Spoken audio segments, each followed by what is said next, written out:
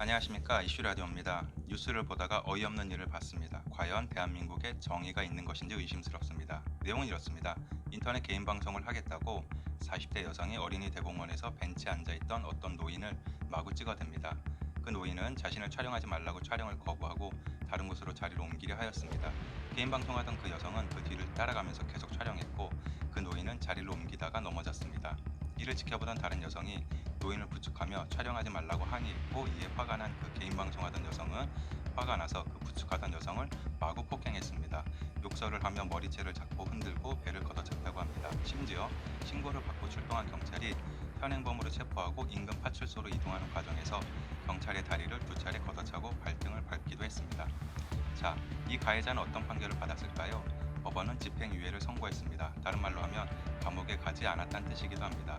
판결문을 보면 판사님은 이러한 이유로 집행유예를 선고했다고 합니다. 즉, 피고인이 앓는 정신질환이 범행의 원인이 된 것으로 보이는 점, 피해자들을 위해 각 100만 원씩 공탁한 점, 모친이 치료와 돌봄 의지가 있는 점, 초범인 점 등을 종합적으로 참작해 형을 정했다.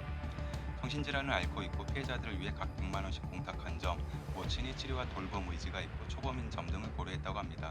판사님들이 그렇게 결정하셨으니 그게 맞는 말일 겁니다. 그런데 제가 드는 생각은 과연 그 피해자가 판사님이었다면 어떤 판결을 내렸을까 하는 것입니다. 정신질환을 앓고 있다는 점을 감안했다는 것에 저는 불만이 있습니다. 봐주기 위한 핑계가 어이없습니다. 술에 취해 기억이 나지 않는다와 마찬가지인 것 같습니다. 정신질환을 앓고 있다면 정신병원에 보내야지 왜 다시 사회에 풀어주어야 한다는 것인지 모르겠습니다. 지금의 법체계를 보면 범행을 저지를 때 의도와 동기를 중요하게 본다고 합니다. 범죄를 저지를 의도가 있었는가 하는 것으로 형사사건의 유무죄 판단을 한다는 것인데, 정신질환을 앓고 있거나 술에 취해 있었다거나 하면 그 동기를 정확히 판단할 수 없어 좀 봐준다는 것입니다. 그토록 많은 범죄자들이 남을 때리고 상처 주고 심지어는 불구의 몸으로 만들면서 하는 말이 모두 우울증, 조현병이 있다는 점을 감안해 달라고 하거나 술에 취해 기억이 나지 않는다는 것이 이러한 이유입니다. 그런데 맞은 사람은, 다친 사람은 상대방이 정신질환이 있거나 술에 취해 있었다면 덜 아픈 건지 판사님들은 생각해 봤는지 모르겠습니다. 또한 모친이 치료와 돌봄의 의지가 있다는 점도 감안했다고 하는데, 바꿔 말하면 지금까지 치료도 안 하고 돌보지도 않았다는 뜻인 것 같습니다. 지금까지 저 모양으로 살아온 딸을 지금부터 새롭게 마음 먹고 치료도 해주고 돌봐주겠다는 말인데 그렇게 될 수 있을지 모르겠습니다. 40년간 잘못 키워놓고 이제 와서 뭘 어떻게 하겠다는 것인지 의심스럽습니다. 진짜 자신의 딸이 잘못했다고 생각한다면 자기가 잘못 키웠으니 법의 심판을 제대로 받도록 해달라고 했어야 하는 것 아닌가 싶습니다. 공탁금 100만 원을 걸었다는 것도 집행유예의 이유라고 하는데, 사람 패놓고 100만 원이면 해결 가능하다는 뜻으로 생각됩니다. 판결문에 보면 피해자와의 원만한 합의가 있었다거나 피해자가 처벌을 원하지 않는다는 이야기는 없습니다. 공탁금은 합의가 안 되었을 때 법원에 돈을 맡겨놓는 금액 아니겠습니까? 합의도 제대로 하지 않고 그냥 공탁을 걸어서 합의 의사가 있다는 것만 보여주면 집행유예를 받을 수 있다는 것을 어떻게 받아들여야 될지 모르겠습니다.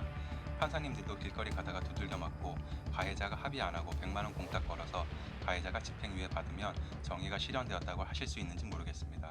초범이라 집행유예 준다는 것, 이건 판사님의 판단을 존중합니다. 초범이라는 이유로 벌을 적게 받는 것은 불만스럽기는 하지만 이해할 수는 있습니다. 제 생각엔 이 40대 여성 가해자는 2년 이내에 또다시 폭행을 저지를 것 같습니다. 처음 한 번이 어렵지 다음은 어렵지 않기 때문입니다. 자신을 체포하는 경찰에게 폭행을 저지를 정도이니 공권력에 대한 존중도 없어 보입니다.